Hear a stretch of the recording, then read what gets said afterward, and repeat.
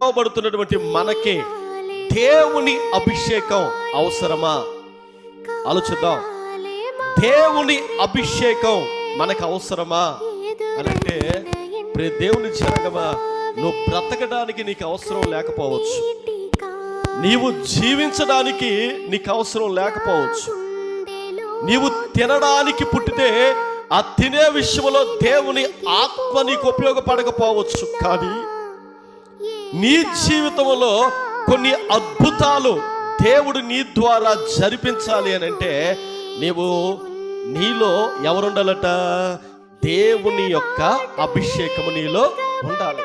చాలా మంది చూడగలిగితే ఆరాధన జరుగుతున్నటువంటి సమయంలో కొంతమంది దేవుని ఆత్మ ద్వారా ఏం చేయబడతారంటే నింపబడతారు. వారు అన్ని భాషలు మాట్లాడుతూ ఉంటారు. మరి కొంతమందిని చూడగలిగితే దేవుని యొక్క అభిషేకం పొందుకున్న తర్వాత వారిని వారు మరచిపోయి, ఎవరైతే పరిపూర్ణంగా దేవునితో అంటుకట్టబడతారో వారు దేవుని అభిషేకం పొందుకున్నప్పుడట వారికి తెలియకుండానే కొన్ని వాగ్దానాలు, కొన్ని దేవుని యొక్క మాటలు సంఘంలో తెలియపరుస్తూ ఉంటారు. మీరు ఆలోచించగలిగితే వారు ప్రవచిస్తూ ఉండగానే దేవుడు కొన్ని కార్యాలు సంఘాల్లో ఏం చేయబోతున్నాడటండి జరిపించబోతా ఉన్నాడు.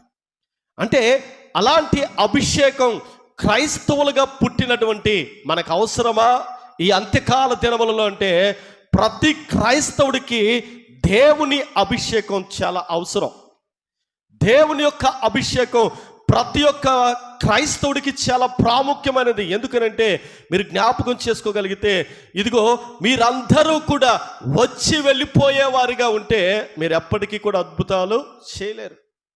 కొంతమంది ప్రార్థన చేయలేరు, పాటలు పాడలేరు, ఆరాధనలో ఏకీభవించలేరు. అంటే ముఖ్యంగా యవ్వనస్తులు మనం జ్ఞాపకం చేసుకోగలిగితే, యవ్వనస్తులు సంఘాల్లో ఎంత బలపడుతూ ఉన్నారో, ఎంతగా ఆత్మీయంగా నడిపించబోతూ ఉన్నారో, వారందరికీ కూడా దేవుని యొక్క అభిషేకం వారిపై కుమ్మరించబోతా ఉన్నాడు.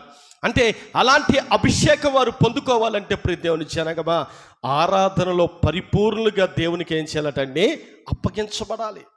ఇది సిగ్గుపడే సమయం కాదండి, ఇది భయపడే సమయం కాదండి. దేవుని సన్నిధి అంటే ఒక పరిశుద్ధమైనటువంటి స్థలం. ఈ పరిశుద్ధమైన స్థలములో దేవుని ఆత్మ మనల్ని తాకుతూ ఉండగా మనలో ఉన్న బలహీనతల నుంచి దేవుడు స్వస్థత ఇస్తున్నాడు, మనకున్న నుంచి దేవుడు విడిపిస్తున్నాడు, మనకున్న బంధకాల నుంచి దేవుడు విడిపిస్తున్నాడు, మనకున్నటువంటి లోపల మానసికమైన బాధల నుండి కూడా నా దేవుడు ఏం చేయబోతున్నాడంటే విడిపించబోతా ఉన్నాడు. ఎప్పుడైనా